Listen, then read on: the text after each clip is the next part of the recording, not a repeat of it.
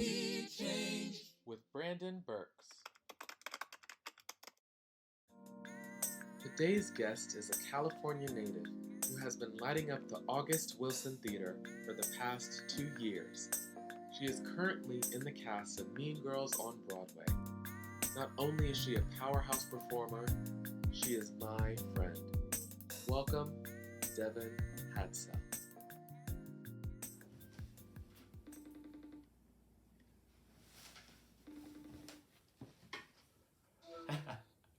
Devon!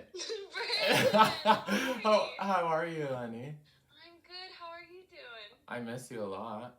I miss you so much. It's been way too long. I feel like I saw you on Ashley's closing. As Regina. Yes. That's the last time I saw you. That's right. Oh my gosh. So yeah, that was a minute. That was a minute ago. Let's not go months without seeing each other again. No, please no.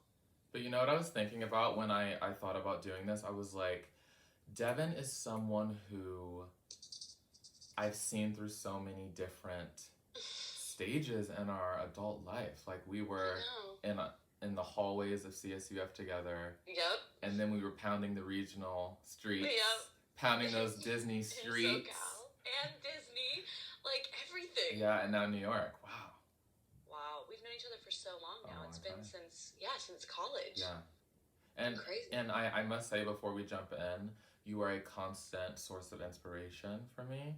And I really do feel like I learn how to push forward in my own way by watching you, because you just really always forge along, and I love that about you. Thank you. And you know I feel the same about you too. I can't wait till we do something else together, whether it's I know. You know, a workshop, a reading, oh yeah. Whatever. It's just a matter of time. Yeah. Because we out here, baby. I know. Okay, so catch me up. So I was in rehearsals at City Center when and I got on our lunch break, we got the playbill notification that Broadway was shutting down for a month. So were you preparing for a show day? Were you like what was happening that day? Well, so starting that week before the shutdown was announced, we were getting kind of just nervous at work in general, you know, because the theater is a place where hundreds, if not thousands of people get together in an enclosed space to see a show. And then even us backstage, we're in such close quarters that we were just getting kind of worried ourselves. So we were just kind of, every show was a little bit, I think we were all just kind of becoming a little more scared, kind of each show, once we heard about the first case in New York, and then we heard more people. And I think it was the beginning of that week on that Tuesday, we had a meeting before the show, and they were saying that, kind of talked about the precautions they were taking at the theater, and we were like, okay, cool. And then on Wednesday, we had another meeting saying that we were going to do no more stage door, and just little things like that kind of kept happening up until on Thursday, we just got a big email saying, hey, nobody come into work, we're going to go on a big conference call. And that's when we found out that we were going to be shut down, was on that call. So, and a lot of us were wondering, because on that Wednesday, March 11th, in between our between shows that day is when they found an usher at a theater who had COVID-19, who had been working at multiple theaters, I think that past week. And I think that's finally when the Broadway community was like, okay, it's already here, we just have to stop. But so for us, it wasn't necessarily a surprise thing. It was kind of a like, oh wow, okay, it's actually happening now. But we kind of were seeing it coming, but it was still just a weird, you know, it was a weird feeling. I don't know if you guys, did you guys expect it? Well, here's the thing. We went through a lot of like, wash your hands and this, that, and the other, but like our show, like we have lifts, like we have set changes. We were deep in rehearsal mode because we were days away from our SIDS probe. So we weren't thinking, oh, we're about to get shut down. We were thinking, oh, like everyone's freaking out, wash your hands. The audience might be a little light is kind of where we were. Yes. And I think within that 48 hours of like March 12th-ish, that around that time is when it all shifted and we went, oh no, this is a little more serious than we imagined, you know? Yeah. So I thankfully got to see your first performance ever. I know. In DC. You're talking about DC, right? Yeah. 2 years ago, and you just celebrated your anniversary. Congratulations. Thanks. Thank you. I think being a part of any original Broadway company is a triumph, and you know what I mean? Like, you didn't come in to replace someone, like you started that thing from the ground. And you know what's crazy? Even thinking back to seeing you at Starbucks when you were auditioning for the lab. Oh, yeah. Yeah, the Starbucks right next to the Staples. Yes. And you were like, you know, I went in for the lab and like the choreography was crazy and we had to do this like leg hold and you know, like I write down my callbacks and you know, I've been kind of journaling and that was such a different era in your life, and then just to see it just continue to grow has been really cool. So how many principals have you gone on for? Like, what's your track technically? So I'm Caitlin Cosson in the ensemble of Mean Girls, and I cover 3 of the lead roles, Gretchen, Karen, and the adult woman track. And the adult woman track is basically Regina's mom, Katie's mom, and Miss Norbury. Wow. So whenever I go on for that track, it's actually 3 roles in one. But yeah, so I cover 3 of those leads as well. And I've been on for all of them. How valuable. Yeah. What an asset you are. I really realize that now that I've done so many shows. I'm like, when you can step into multiple shoes at once, that is a talent. That is a talent. Even going in for some of these shows now, when I get packets where they're like, read for ABC, I'm like, on the same day? You know what I mean? Yeah. But they're really different. And they're really different. Wow. So what is, when you have Mean Girls at night, what's your daily routine?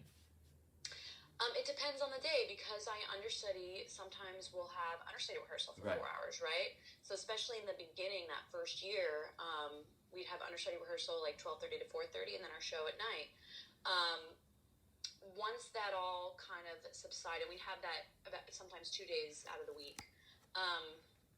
Once that subsided, I mean, every day is a little different for me. Mondays that's our one day off, so that's normally when I do chores and kind of relax the house.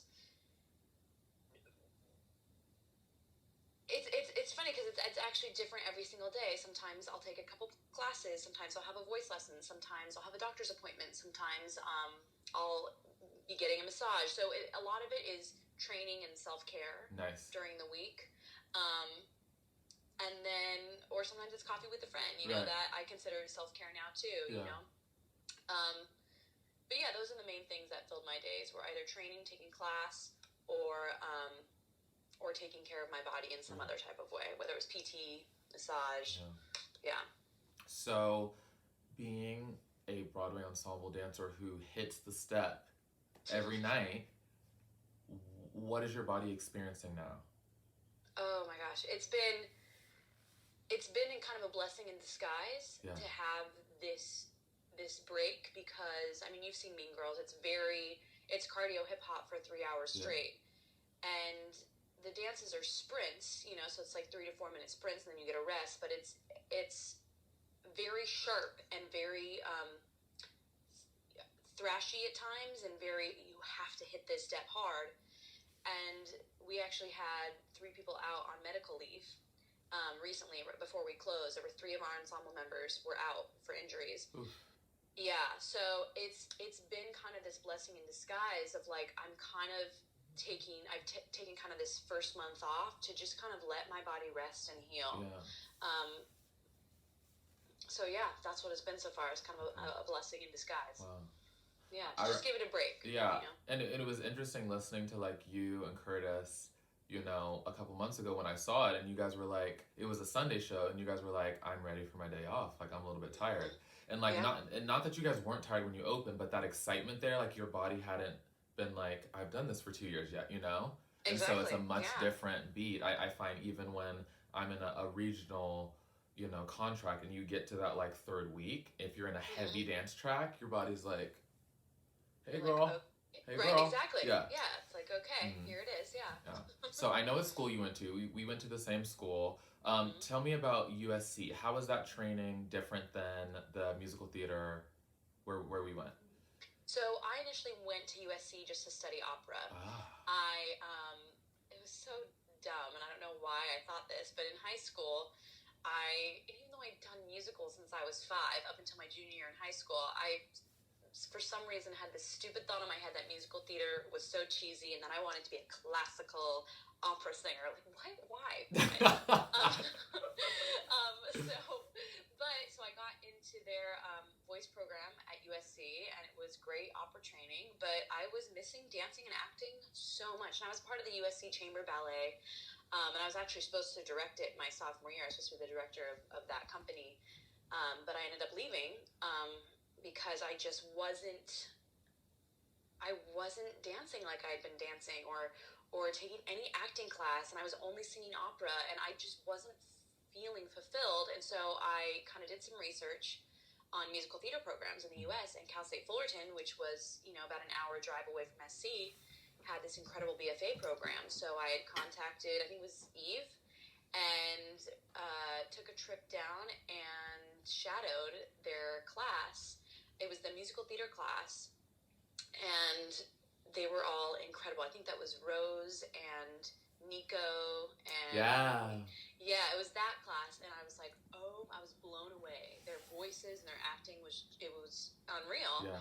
And so I was like, you know what, I want to go to this school. Yeah. And so I tried to make the transition, didn't have enough transferable credits, so had to do a year of community college, and that's actually when I got the job at Disney. Started working at Disneyland. But yeah, after that year, I had enough credits. I was able to transfer in, even though it should have been my junior year of college. I transferred in as a sophomore to Cal State. And Keaton Williams, who was in my class, he did the same thing. Okay. So him and I were the 2 transfer students, and That's that was kind of my transition to Cal State Fullerton. Wow. I just remember they were like, there's a transfer, but like when I saw you, I was like, oh, she's legit. You know what I mean? Because it's like, I feel like Cal State Fullerton was really good at cultivating like what you had right then. And I find that, West Coast is different than East Coast. And I feel like East Coast kind of, you look in a classroom and most of them are dancers. Yeah. You know what I mean? Whereas West Coast, we had a lot of singers. And so when there was like a dancer with like technique, I was always like, whoa, like that was great. That was great. Yeah. Thanks. Mm-hmm. Yeah. So tell me some favorites, some Devon Hadsell favorites. What's your favorite color? Blue. Blue. Mine too. No way. What kind of blue though? I feel like it really does change seasonally. For some reason, I gravitate towards navy. But I also like a softer blue. Like as I get older, I like a bluish gray, like around the house. In the summertime, I'm really into like a turquoise. Nice. And so yeah, and then sky blue sometimes is just like very peaceful to me. So it's very seasonal. I like that. Yeah. What about you? I love a Tiffany blue. I love a Tiffany blue. Yeah. And I just love like the brightness of a royal blue too. I guess is royal darker though? Is royal blue kind of the darker blue? A little bit. Like that bright, Cobalt. Cobalt. Yes, that's one. I love cobalt. Oh, I love that. It looks amazing. If you have like a cobalt bouquet, those flowers. And they're rare, but they are stunning in wedding pictures. Stunning. I'm so gay, whatever. Okay. So what's your favorite time of year? Oh, that's hard. I do like the fall. Why? I love the colors of the fall, and also my birthday's in the fall, so. That's right. Oh, wait, what's your sign? Virgo, September 17th. I could wrap you in a croissant right now. I love Virgos, I really do. I have so many close Virgos around me. Yeah. We're a fun bunch. A fun lot, you guys. What are you again? Sagittarius. Sagittarius. That's right. Yes. I'm like right at the end of the year. I get in, get out. Okay, so tell me, what have you learned about yourself during this quarantine? I've learned that rest is good. rest is good not only for the body but also mentally. I think being at the show it's been over it's as of yesterday 2 years since we opened on Broadway, but with the project I've been with it for 3 years now, and so I think kind of taking this breath away is helping me appreciate it. I think I was starting, there always comes a time, I've never done a show this long in my life, but there has come a time when it becomes a 9 to 5, right? And all of our regional gigs that we did, they were what, like 3-week-long runs? 3, 4, you know, which was great. And then it was on to auditioning for the next, and then we're doing another one for 3 to 4 weeks, and you don't really have the opportunity to ever get bored or to feel like you're kind of in this rut of monotony, And so I think I was starting to need that with the show, and covering, it was great, and I got to go on a lot, and that kind of helped keep it alive for me too. And then I'd get back on my ensemble track, and I'd be ready to go and like excited again. But it was, I think, starting to become a little bit difficult mentally to come in and have to do the same thing 8 times a week. And so I think this break has really helped me step back and find that new appreciation for it and everything I've been through with the show. So yeah, I've learned that too. I've learned that I kind of needed this time away for a second. Because when we do come back, / if we come back, I'll be so ready again, So that's something I've learned. Okay. You just said if we come back, is there like a concern that shows could close? Well, some shows have been given closing notices. Beetlejuice is not coming back. I think they were actually expected to close anyway before June 7th, but they were kicked out because of Hugh Jackman's Music Man. Right. And so they're just upset that they'll never even get to come back to do it before Music Man comes in. And they both broke 3 box office records. Right. They were selling so well. And so a show like that didn't need to close, that was doing well financially, is done. And I think we'll be okay, but at the end of the day, you never know. And what if this gets extended even longer? Yeah. And what if our producers just kind of decide, like, we're not going to have this go up again? You just never know. And I don't want to ever assume that we're going to be fine, you know? So that's why I said if. Yeah. Great, because I did see on your Facebook, I think it was that date was June 7th. It's been moved to then. I think for me, it was this scary moment of, because I was sitting in this room with all these incredible booked Broadway veterans, and I was like, I'm slowing down in the middle of audition season. And what does that mean for my career for the rest of the year? You know what I mean? Yeah. Oh, yeah. Because I feel like I was on this uphill swing where I was like walking in rooms and casting directors were like, hey, good to see you again. I remember you. You. You know what I mean? And I feel like now, and I mean, I can't speak for what's going to happen, but I just feel like the priorities are going to be a little bit different once we get going again. Oh, yeah. And so I really just have to rest in that time for me will come, and this was supposed to happen in the moment that is my Broadway debut. That's all supposed to happen that way. So I just really wanted to reach out to my people who are doing this, who are in the shows, like how are they feeling, what are they thinking, how are they resting, because I do know that like it can get tiring. Like I think people forget that we are athletes as well. Even when you watch someone dance, they kind of forget that it's the same thing as like a football play. It's the same thing. Yeah, well, and I don't, Rachel, what's her last name? She was in, I don't know if she was in your year. Rachel Burkert? Yes. Yeah. Yes, I did a little interview with her the other day, and she was talking about basically dancers' bodies who are in shows doing shows 8 times a week, and she asked, she's like, do you guys have swings that go on for you like ever? And I was like, yeah, but it's only if we're sick or on vacation. And she's like, do shows ever put swings on like weekly just to give you guys a break body wise? And I said, the only time I've actually heard of that happening is in Hamilton. They did one week swing outs. Yeah. So every dancer got at least one show off a week to rest. I mean, they still had to be at the theater, but their bodies were given a rest. Yeah. And I think that is really crucial in terms of, keeping dancers, just keeping their bodies healthy and giving them a moment of rest. And, they still get paid. They still get paid to be there, but they get that one show. So they're doing 7 shows instead of 8. And that just makes such a huge difference. But I personally haven't heard of any other shows but Hamilton do that. But I think that's a really essential tool to taking care of your performers. But, Yeah. And I have 2 more questions for you. Okay. One of them is there anything that you want to do with your career that this time kind of gave you the courage to do?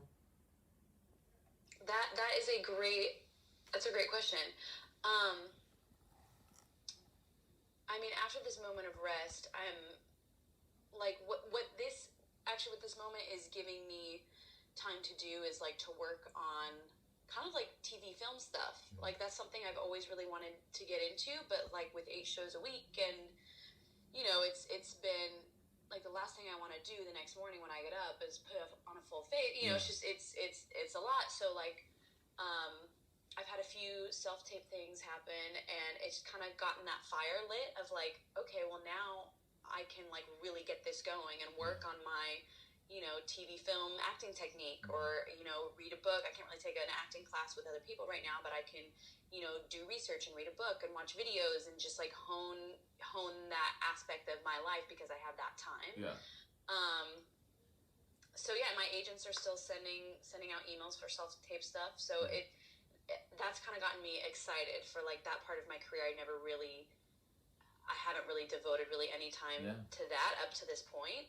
So I think that's something that I'm kind of getting excited about. Okay. And then last thing, what word of encouragement would you leave the people who are watching? What would you like to say to them? Yeah, don't lose hope in this moment. Think of all the positive things that this time is giving everyone. I mean, I can't even remember the last time I connected with friends on FaceTime or just checked in with people and talked to people as much as I am now, because we all have the time, right? So it's think of all the positives that can come out of this. You can hone a craft. Yeah. You can, speak to your loved ones as much as you want. You can kind of take this time to do self-reflection too, which can sometimes be hard, and sometimes be nasty, but I think this is a really good time to do that too. Yeah, just find the positives in this crazy time, because when are we ever gonna get this type of time to just pause and sit and be? Never again. Right? Never again. This has never happened in our lives, in anyone's lives, really. I mean, unless you're 102 years old, but even then, when the Spanish flu happened in 1918, you're not going to remember that as a baby. So, like, literally no one in our lifetime who's alive right now has experienced anything like this. Right. So think of all, when you're getting, anxious, think of all the positives that can come out of this, too. You are a light, Devon Hadsell. You are a light, Brandon. I love you so much. I love you too, babe. We'll talk soon. I can't wait to see you and squeeze you once this is all over. Yes. Like, let's go for coffee or a class or whatever, All of it. Also, I want to do some like choreography stuff with you. We haven't been in it. The first video on my phone is still the video we did years ago. Wait, was it for your cabaret? No, not that one. It's the one we did in, what was that room called? That room like on the other side of campus, that theater room. I don't remember. I don't remember, but we were doing the Ingrid Michaelson like contemporary thing. Yes. Yeah. Yes. Yes. Oh, that was so fun. So fun. Oh, we gotta. Okay. Yeah. We gotta just rent a studio. Yeah. And let's do it. So I want to get back in the studio with you. I feel like my vocabulary is wildly different than it was then. Ooh. Yes. So yeah, I just wanna play around. Let's do it. Okay, you're my favorite person to dance with ever. I love you. Oh my gosh, I love you so much. Thank you for doing this. You're This welcome. is so cool. Thank you, babe. Talk soon. Talk soon. Bye. Bye. Thanks for watching.